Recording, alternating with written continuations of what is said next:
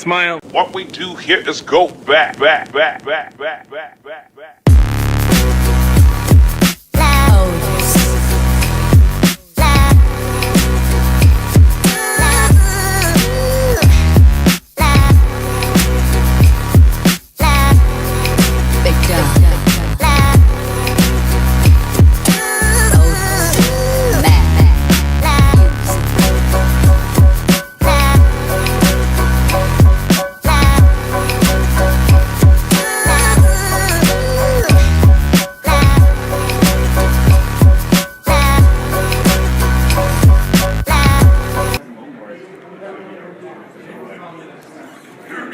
Tile plus Kirby paint tile. YouTube and hello 9th Age community. This is Charles with Evershade Gaming, and yes, I'm back with a 9th Age battle report. So I'm finally going to finish my Adepticon tournament, especially because that tournament was good for me. Just had a pretty busy last month and a half. Graduated from school, which is pretty cool. Moved back home, and had a lot of time, honestly. I could have finished this like 4 weeks ago, but you know what? You just got to get it done, and when you get it done, it's a beautiful thing. So I'm here with Game 4 from Adepticon, and I played against an Ogre Khans list, and it's been a while, so this battle report was probably a little bit shoddy, to be honest. I'm looking back through the pictures, and I'm like, ooh, I missed a lot of pictures, but honestly, it's probably just because of the way the game went. It was a strange game, so tune in and let's get into it. So in the magic phase, running Pyromancy, I got Flaming Swords, Scorching Salvo, Cascading Fire, and Immolation. Not really, the greatest spells. I definitely thought I definitely wanted the first spell from Pyromancy, especially because my opponent has a big block of Bombardiers, and I just was pretty scared of that unit when we were first deploying because I didn't want it to rip up my lines, but I didn't really have a good response to it without a nice 2d6 fireball or something. So the spells work though, but these are spells. So the deployment type is diagonal, and the objective is hold the center. So my opponent starts off deployment. He puts one of those lead belcher units on the side. My opponent ends up dropping to get first turn. So he basically has his two little 3-packs of Iron Guts. Can't think what they're called right now. And then he pretty much just sets everything down in a line. He's got 10 Tribesmen with a Shaman in there and his Great Khan. And then next to that, he's got a Rock. Next to that is 7 7 mercenaries with a brace of pistols, I'm pretty sure. And then next to them are in the forest is 6 bombardiers, and then to the right of that unit is 4 Tusker Cav. And we're gonna get in some zoom ins,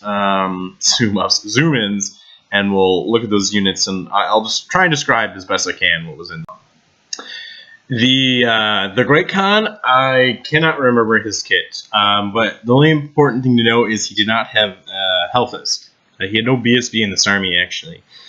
I know this because his Shaman was running Shamanism instead of Thaumaturgy. The Shaman only had 2 spells. One was the Frenzy spell from Shamanism, and one was the +1 Strength or +1 Toughness spell. And I can't remember if the Mercs had a special banner or anything, but there's just 7 with pistols, 6 bombardiers again. I can't remember if they had anything special, and I don't think the Tuskers had a special banner either, or a banner of note. So this is a look at my deployment. So again, it was diagonal. I've got my 4 Knights of Sun Griffin on my left flank, and then I've got a mortar behind them, and then there's a little forest in there, and I really used as much as I could. I have my 10 militia in a line right in front. That's 1 unit of 10, and then I have my 2 units of 7 flagellants in front, and then I have my heavy infantry with my BSB and my Prelate in there, and my 15 Imperial Guard to the right of them with my Wizard in there. Behind the hill, I have my Arcane Engine, and then to the other side of the hill, I have my 9 Imperial Cav with my Knight Commander in there. So kind of kind of an interesting deployment. I didn't really like it as soon as I was done, but it ended up working really well for me. There's another shot of that juicy forest. So Ogre Khans got turn 1 because he dropped quite a bit, and he presses forward. The Rock pretty much just flies straight up. You know, I've got 2 cannons, so it just wants to get in and do as much damage as it can, and then everything just kind of marches or moves up. He's got his 2 units of Iron Guts going to the left. They're going to fight my Knights of Sun Griffin. In the shooting phase, he kills a couple militia, and then the Mercs of Pistols do wound to the Knights of Sun Griffin. So, EoS turn 1. I can't remember what I did for my order, but I moved my militia out of the way. And then I'm trying to chaff the Rock and kind of get that other unit of Flagellants up. But this ends up being probably my biggest mistake of the game right here with this movement. And then in the magic phase, I think you get a couple pyromancy spells up. They don't really do too much. All it looks like I've done is a single wound to the to this bombardiers.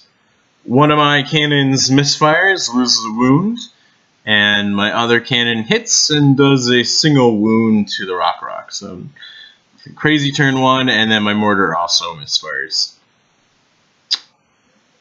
Ogre Khans turn 2. So he does a lot of charges turn 2. He charges the Rock into the Flagellants. He charges his mercenaries and the other Flagellants.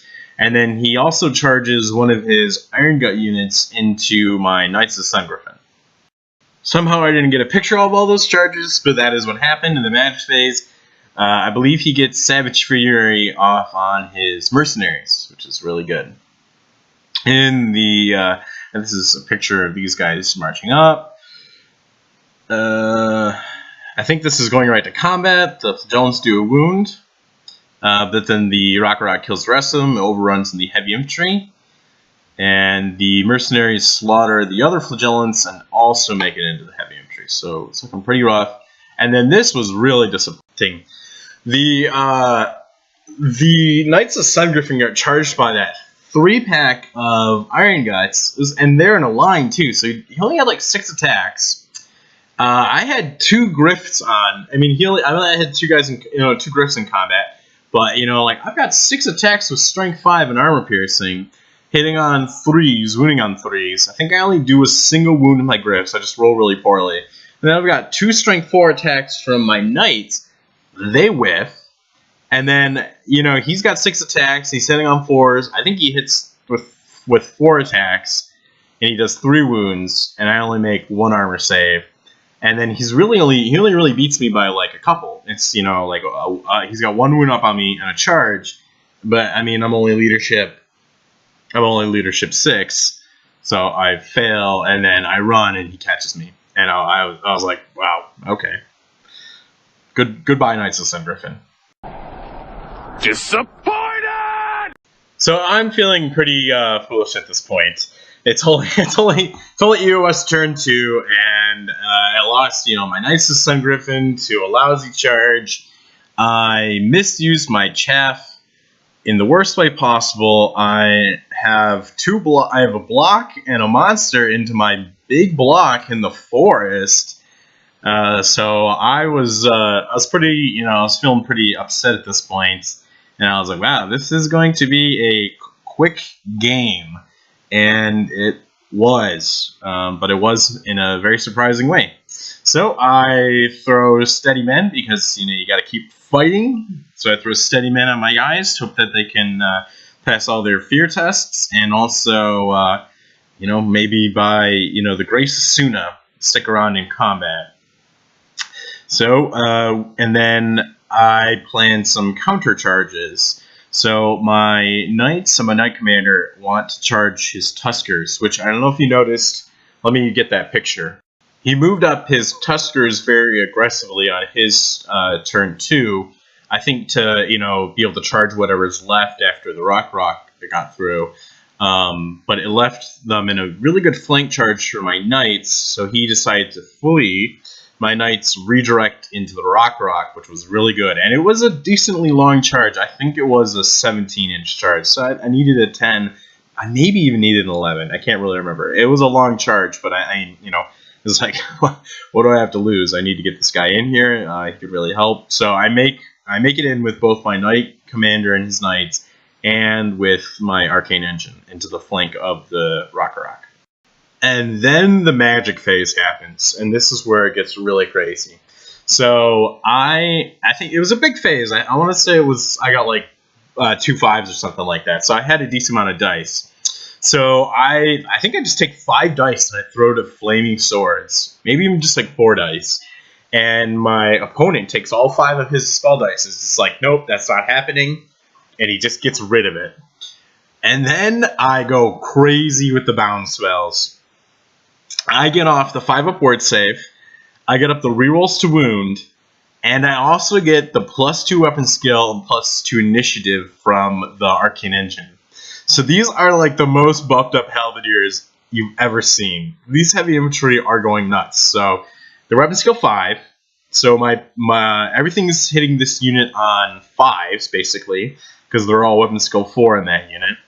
They have a 5-up ward save, and they have rerolls to wound. So they're rerolling to hit on 3s, rerolling to wound, and they do some good work. Just wait and see. My shooting doesn't really do anything on turn 2. You know, there's not a lot of targets. I think I'm shooting the bombardiers, just trying to kill those ogres. And then his impact hits, he rolls really low with his impact hits for his rock. And I think I make some ward saves. So he only kills 4 of my guys. And then between my impact hits, and honestly, maybe my Knight Commander, he might have solo killed the rock with his Sonnstahl. I can't remember if he hit all the times, but the rock said before it hits strike. And then my heavy infantry go crazy, and I think they kill all but 1 of the mercenaries. So they just rip apart those ogres, and he doesn't really do that much damage to me, because if you look at that unit, he barely depleted the back rank. And the heavy infantry overruns, or they pursue the 1 ogre that gets away, and they catch him. And then this was the other crazy thing, is I was able to overrun with my knights, and I rolled far enough to catch those fleeing Tuskers, which was amazing. So not only did I kill his Tusker in my turn 2, and all of his mercenary veterans, but I got that unit of 4 Tuskers too when I ran them down. I made contact with them. So a crazy turn 2 for Empire Sonnsthal. Start of Ogre Khans turn 3, he charges my heavy infantry, because at this point all he's got left is those 3 packs and the unit of bombardiers. And they're right in front of them, so he goes in with a big charge. In the magic phase, he miscasts with his ogre, or with his shaman, and he kills like 3 ogres, which was pretty rough. And then in the shooting phase, he does a couple wounds to the Arcane engine. Impact hits kill 5 heavy infantry, and then he also kills my Prelate this round, which was rough. And then he loses a bunch more ogres. And the end of combat looks like this. I can't remember who. I want to say he won, actually. Or he might have lost by 1, but it was actually really impressive how well he did, because I still had all my buffs up. He was still hitting me on 5s, and I had rerolls, and I had 5 ward save. But he did really well, and I don't think I rolled that well. But, I still do some good damage, but not as well as I probably could have. My BSB keeps steady men up on the heavy infantry. And this is actually a really good picture of what the board looks like. This will probably be the last good picture that I have.